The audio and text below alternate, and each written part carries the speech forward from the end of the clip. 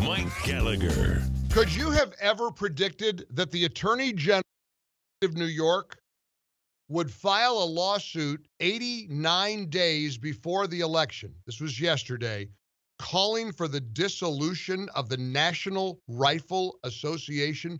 Do you know what this will do to Second Amendment proponents all over the country? Here was her announcement. This is the New York Attorney General yesterday.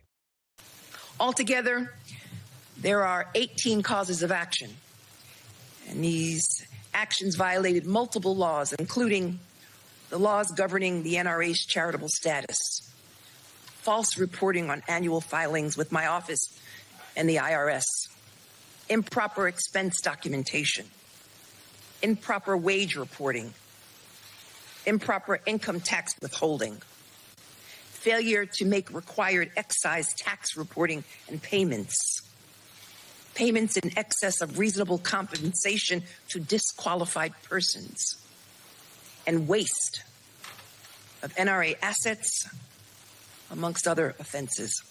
For these years of fraud and misconduct, we are seeking an order to dissolve the NRA in its entirety. The Wall Street Journal editorial board opines this: you have to smile at Letitia James's audacity. The suit claims to speak for millions of donors, but how does dissolving the nonprofit deliver relief or justice to gun rights donors or their cause? Of course, it's all politically driven. Everybody knows that. Letitia James knows it. She once called the NRA a terrorist organization. The death penalty remedy, the Wall Street Journal notes, is one hint that there might be some politics going on here.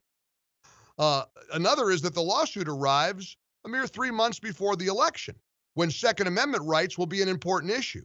How better to neuter a major opposition political force than to tell its donors, oh, you've all been fleeced. Now listen, if there are financial improprieties involving 3 people or 4 people or whatever she laid out, deal with it. But to abolish the entire organization, I mean, this is hysterical. The Wall Street Journal, and it's actually politically very, very strong, because going after the Second Amendment, going after the NRA 3 months before the election only helps one side, and it's not the Democrats.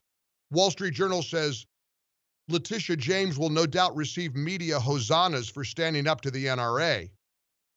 But the reason the NRA has power is because, if it has any still, is because it represents millions of Americans who believe in the Second Amendment. They tend to vote, and many of them consider gun rights their most important issue. Evidently, the New York Attorney General didn't get the memo. 1-800-655-MIKE. Let's get your reaction next.